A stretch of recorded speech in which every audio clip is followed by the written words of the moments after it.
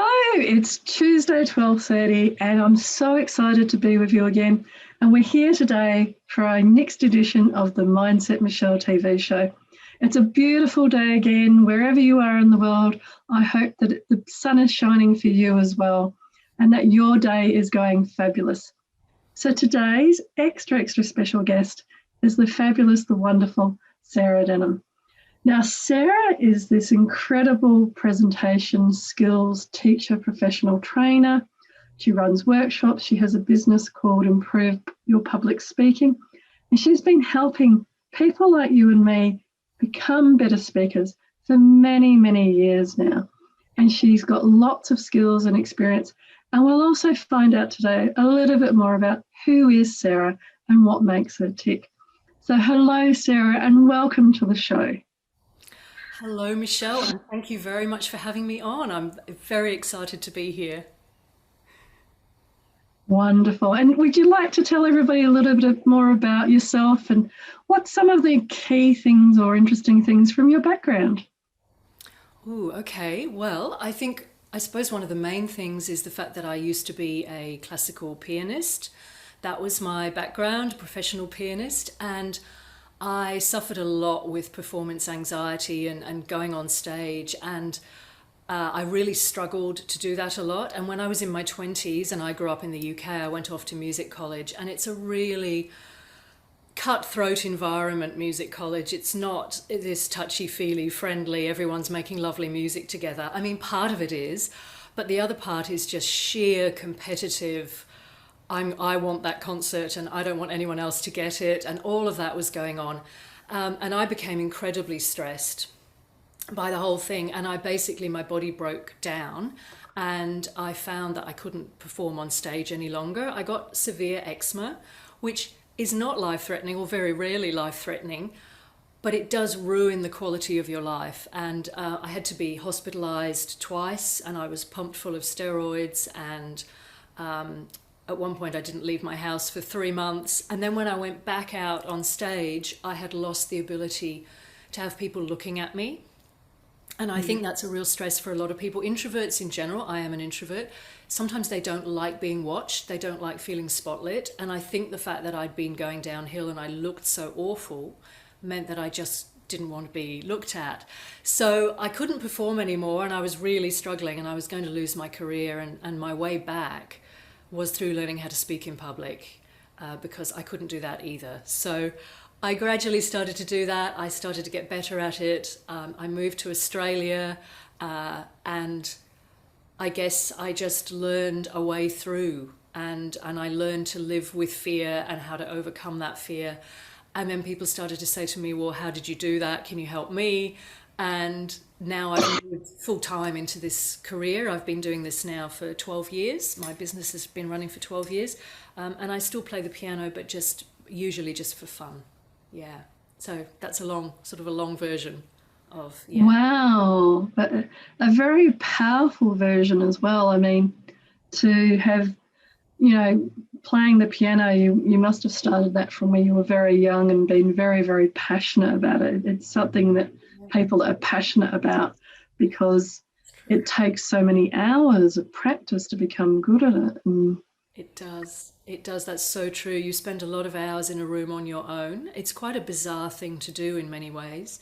And it's incredibly detailed as well. So you get used to practicing, you get used to fear, or supposedly you get used to fear. I kind of got used to it, but then it was just all too much for me when my body was betraying me, as I felt, yes, in my 20s. Yeah. And it's very much like an elite athlete, somebody that gets up at 4 a.m. in the morning to go jogging or kayaking or whatever. It's those many, many hours alone doing those activities to become really good at them. And I really hear you and feel for you when you're talking about, you went to a college then and everything there was so competitive that it really shut down for you. It's interesting. And then, of course, moving countries as well. So that's another fairly big upheaval. And finally, in your story, starting a new business, that's another great leap of faith. Oh, isn't it just? Yes, yes. And I suppose part of my philosophy has always been that you don't even need to really believe in yourself. You just need to make a start, and then the belief comes.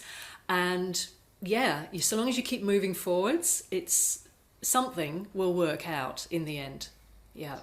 Yeah, and I find it fascinating that of all things that and all paths that you could have maybe chosen, um, as you describe it, your pathway back and your healing process was around becoming a public speaker and helping people to speak in public, Mm. which is kind of the opposite of your experiences from playing the piano and wanting to hide and Yeah, protect yourself with what had been going on there.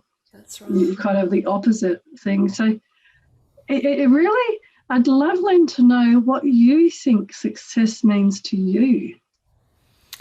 Gosh, I think success, it's different for everyone, isn't it? And there are a lot of components to it. If I did the usual sort of external idea, it's not necessarily about the money, but it's about having the resources to be able to achieve whatever you want in your life. And those resources can be anything: time, space, it might be financial, but not necessarily. But I think more important is the internal factor that comes in around being successful. And I think for me, it's about understanding that it's being comfortable in your own skin, literally for me, because I wasn't for so long. I felt really betrayed by my own body. So it's feeling comfortable in your skin, it's feeling connected to other people, because that's really what I believe we're all here for. We're here for connection, we're here for growth. And it's also about being confident enough to take the steps that we need and not be derailed by either our internal voice, that I'm sure is something you work on such a lot with your clients, and also not being derailed by externally by what other people think of us. Because I used to be such a people pleaser and so desperately concerned and aware of what people were thinking of me or what I thought they were thinking of me, which is not necessarily the same thing. And I work with so many clients now, even really high level clients, who still have this sense of what are people thinking of me? And I can't afford to get this wrong. It has to be perfect. And all of these different, they're freighted, all the heft and the weight that comes with that is so unhelpful. And yet we drag it along with us into every new event, every new gig, every new speech, because we have imposter syndrome. There's so many things going on for so many of my clients, and I understand them because, yeah, it all makes sense. Sometimes it's just how we're wired. We are wired for comparison. It's really hard not to compare ourselves to other people. But you would know too, Michele, and I'm sure you have a lot to say about this, that there are things that we can do to overcome that, and how we talk to ourselves is a major factor in that as well. It's one of the biggest factors, and that's why I love asking people, what does success mean to them? Because everybody kind of has, in that sense, the base level of success means having the resources to achieve what I want, etc., etc. But that nuance that you so lovely put there around, well, it's not just that, it's actually success is the conversations I have with myself, the way that I love and take care of myself and I'm kind to myself, Yes. whether it's my self-talk or the outside world self-talk. Yeah. And that's why I love when this show, people describing success, because there is that kind of top layer, but then most people get to that second level. And that's really where that heartfelt level of success is, I got up and I was kind to myself today, or I, was kind to somebody else that was having a hard time. So those nuances around connection and the quality of life are so important, I believe. And it's fascinating, I think, that, again, coming back to as a performer and in that piano space, your success was around connecting with the audience. So again, it wasn't the mechanics of playing the piano and making the noise. It was sharing that feeling of that experience. And that's why I love that, with what happened, you've changed the medium that you do that in. So now you're doing presentation, but that experience is still the same. Absolutely. I mean, there's so much in what you say. I agree with every word that you've just said, and the self-kindness and all of that. But it is, I mean, we are here for connection. And I should put a visual up, but I have a triangle that I talk to about when I talk to clients about their speaking disconnection, if they feel, because usually if there's an issue, they feel disconnected in one area. And so you can be disconnected from your audience, that's an issue. You can be disconnected from your content or your topic, which is really common, that's also an issue. And you can be disconnected from yourself. And by that I mean you're not breathing, you're not grounded, you're not talking kindly to yourself. You've disconnected, you turn into, I often joke about it, but we're basically, when we're afraid of speaking, we become often a head on a stick, and we just becomes this head, and it's a frazzled head, like it doesn't really know what's happening. It can be freezing, it can be doing all kinds of things, but we're not in touch with our body, we're not properly grounded. And a lot of people say to me, but I don't want to be in touch with my body because it feels really uncomfortable. I've got all these physical symptoms.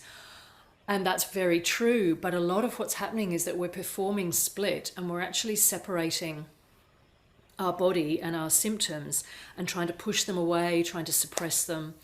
And I talk about it like it's trying to hold one of those big colored beach balls down in the sea or in the swimming pool.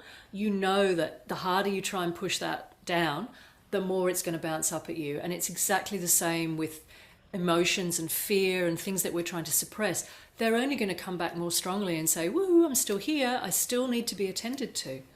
And so it's that self-kindness, it's how we talk to ourselves, and it's not fighting, because as soon as we stop fighting, we don't have to perform split anymore. We can actually be integrated when we're speaking or when we're presenting. And that just makes all the difference. And I often say to clients, if they've got like shaky hands or something that's going on, for a start, it's not usually as visible to other people as it is to ourselves. When we feel that internally, it's magnified enormously because our system becomes very delicately tuned to what's going on, and that feels really bad. But if your hands are shaking, allow them, actually suggest to them, it's okay, you're shaking. That's fine, keep shaking.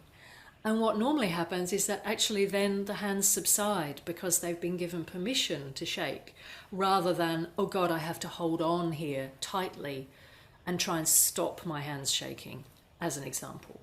Which is very, and that's a great example, because it's that permissioning of what your reality is in that moment to be able to do that moment. Hang on a second. See, I permissioned myself to cough. I know that feeling. I've struggled with that myself in the last week, so yeah.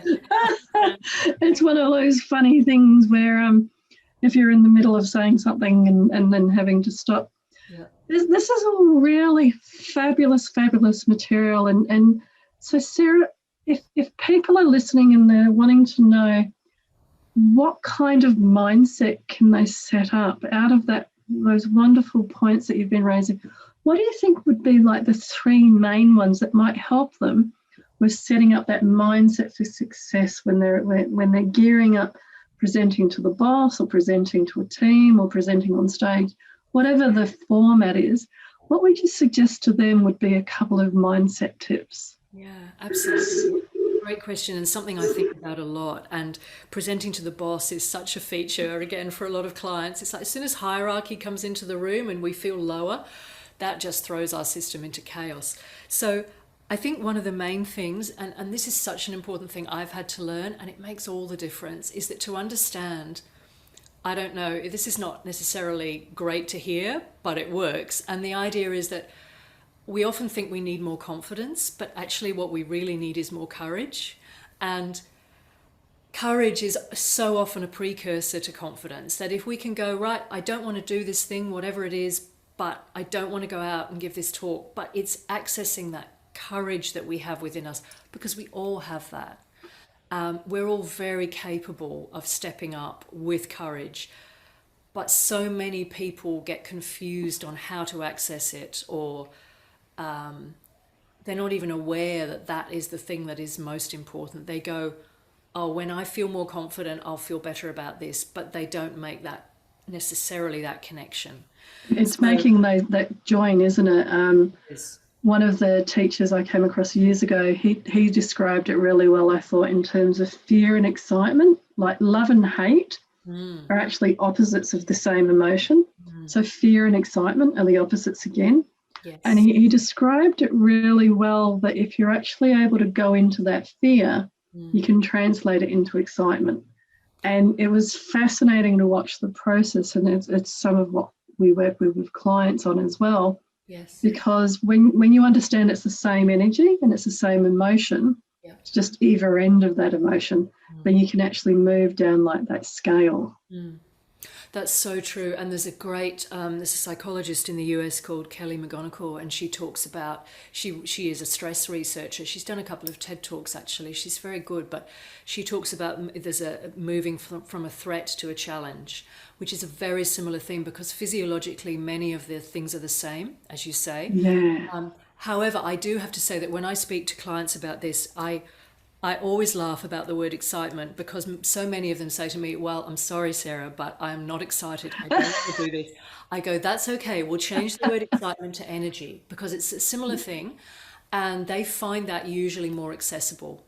That yes, we have the same physiological symptoms, but if we can see it as fuel, which it is, and it actually helps us to perform better, it's just about getting the levels right so that you're not overwhelmed and swamped and freezing or fighting or trying to run. So yeah, that's a really great point, Michelle. Totally agree with that. I think too that another thing, thinking about success and tips for success, another thing absolutely is consistency. And if we just keep plugging away, and that's what I decided to do when I started this business. I'd tried a couple of things before and I hadn't stuck at them, but I knew I wanted to do something else. I didn't just want to do music for the rest of my life. I wanted to use words. I wanted to express myself differently, verbally. And I went, you know what? I'm just going to keep going until I make it. Whatever that means to me, whatever make it means, I'm just going to keep going. Consistent small steps. And boy, does it take us a long way. And I know it's a cliche, and I know we all know it. And it's like, yeah, I've heard that before. Yeah, we have heard it before. But it's the actual doing of it is just so powerful. I don't know what And I think again, like with where we started, when you were saying about, you were in music and then you've become a trainer in presentation skills, you've moved countries, you've this, you've that. All of that takes small, consistent steps. And I think people forget when they see like this mountain of going from here to here, that yes. in their lives themselves, they already have examples of where they've gone from here to here, but they've forgotten that they took those small steps along the way. Yes, that's so true. And we look at this gap when we're starting something new. We look at this gap and it's like, oh, how am I ever going to fill this gap? It just can seem enormous and as though we can't achieve that. And you're absolutely right. That's the time where we do have to remind ourselves that that's how we do anything, really. And you just keep filling in the tiny little steps, and you'll be amazed how far it can take you. It's made all the difference in my life. I tell you, it really has. Yeah. Fabulous. Yeah. And I guess if I had one more point that I'd love to make about this, because I think it's just so important, and it's something I didn't do for a very long time, and that's this idea of keeping our word to ourselves. So many people keep their word, not everyone, unfortunately, it doesn't always happen, but so many people keep their word to other people. If they say they'll do something, or they'll be there, or they'll turn up, they generally do it because they feel obligated. It's in the diary, whatever's going on, they feel pressure from other people. But this idea, and I don't know about you, Michelle, but I used to let myself off the hook, like all the time. And I would have a to-do list, just as a simple example. And even if there wasn't much on it, I'd be, okay, tomorrow became the thing. It's like, it's okay, I haven't done it today. Oh, that's a shame. That got in the way, justifying excuses, that. It's okay, I can do it tomorrow, or that will get done. And every time we let ourselves down by saying we will do something and we don't, our system, we just stop believing ourselves, and we lose, I believe, a lot of self-worth, which is at the foundation of confidence. And there's self-compassion, there's self-worth, there's all kinds of things, but that real bedrock of self-worth, feeling like, yeah, I am fundamentally worthy as a human being. I have a right to speak. I have a right to be here.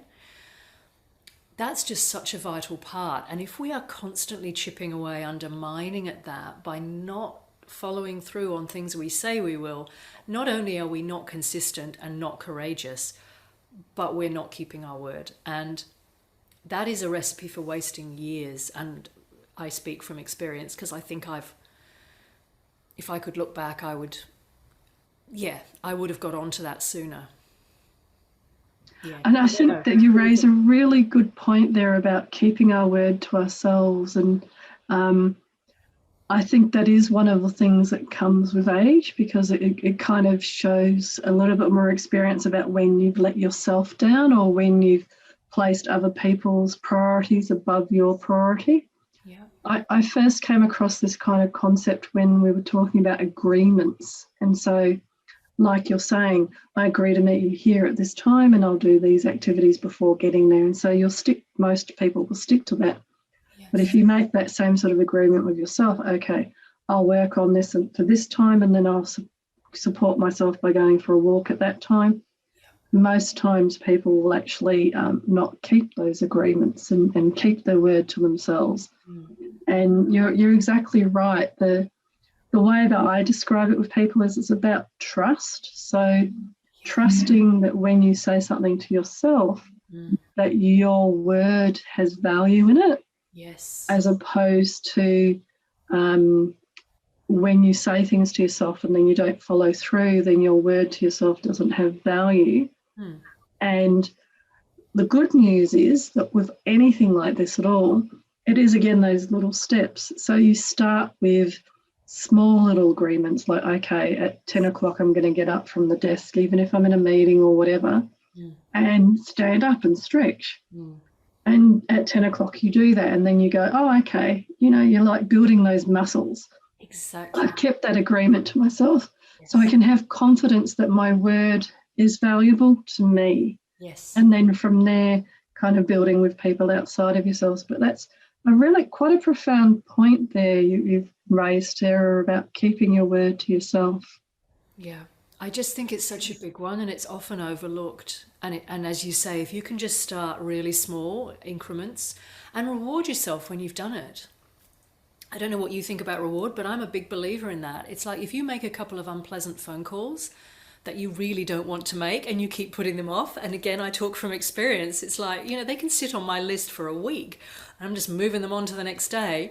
I have learned that is just so unhelpful for me. So I now go, okay, you get a reward. Doesn't have to be a huge reward, but something meaningful to me.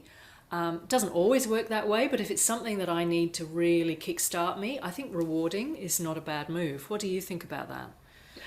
I think that's that part of that, like children, if you think about keeping your agreements with yourself, yes. You have to think of that as like you're dealing with the childlike part of yourself. So, yes. I'm stood up and stretched at 10 o'clock. So I did that for 5 days in a row. So on the weekend, when it comes to 10 o'clock, I'm going to stand up and not just stretch, but go for a walk around the block or something. So it's giving that reward, not for food or money or whatever, but in ways that then keep reinforcing those positive behaviours, just like you would with children, and treating that part of yourself that you think doesn't matter, but actually matters quite a lot in terms of keeping agreements with yourself, keeping your word with yourself.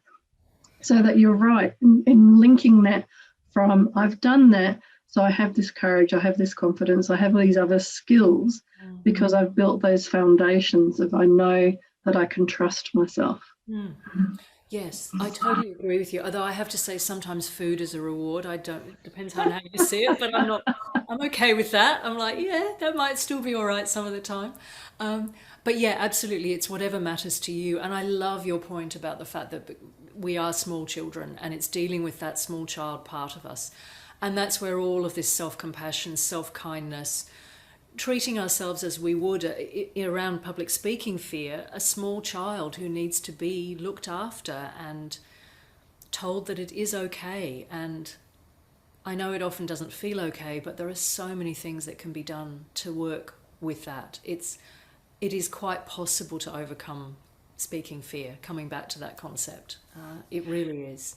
And look, I was basically so terrible. I always say I was on the carpet in terms of ability and fear levels. I was just like, I'm not really here. Don't look, nobody look at me.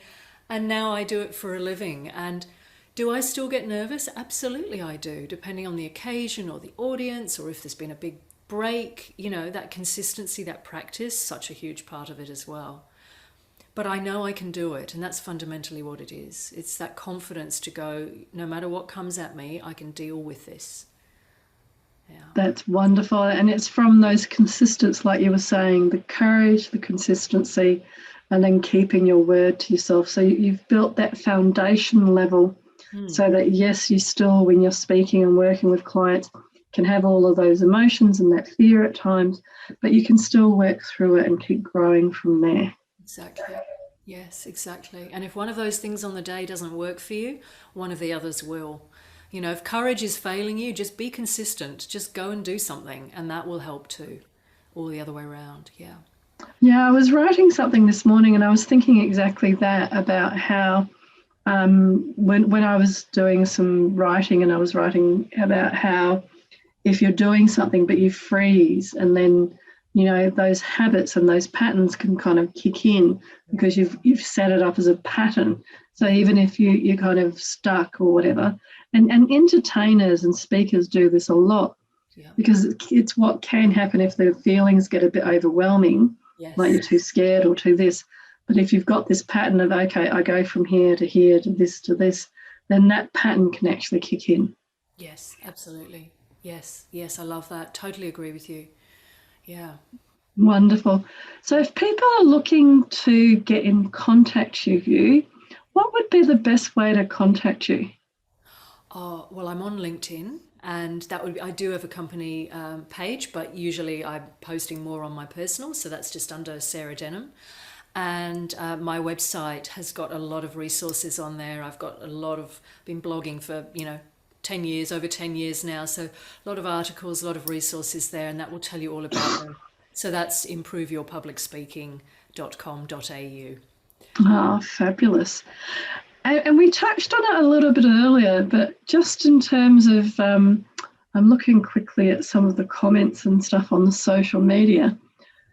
What would you say if you had the opportunity to go back to your younger self, to go back to the Sarah that was at college and dealing with the conflicting thing of you're there to do your passion of piano, and you've also got this strange competitive and aggressive kind of culture and world that you're in.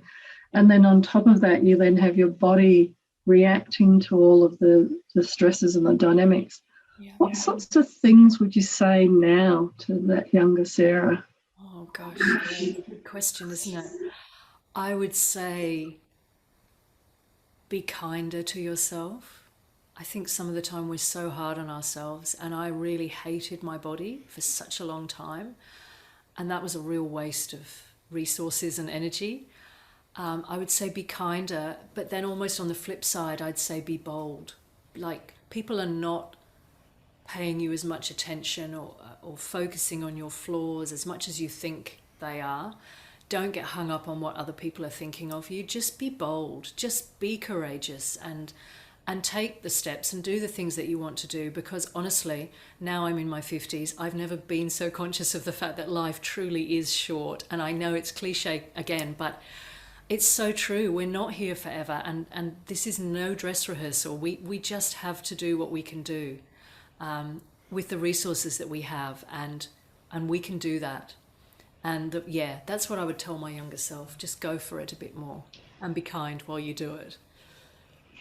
And that's really, really wonderful advice. And it is sadly something that we come to more as we get older, that kind of just go for it and don't worry about other people. But I think that's the advantage of wisdom and age, and there's different things at different ages. So it is wonderful that now you're so much freer about that and able to share that wisdom and energy with others.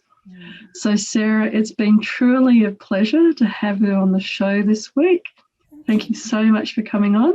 Well, it's been an absolute joy to have a conversation with you, Michelle. I've loved it. And thank you so much for inviting me. Thank you so much. And so I can't believe these little half-hour tete-a-tetes each week. They're just so full of so much insights and wisdoms from so many special guests like Sarah this week and the many others that have been on now. But from my heart for this week now to your heart, be great, be fabulous, and be you.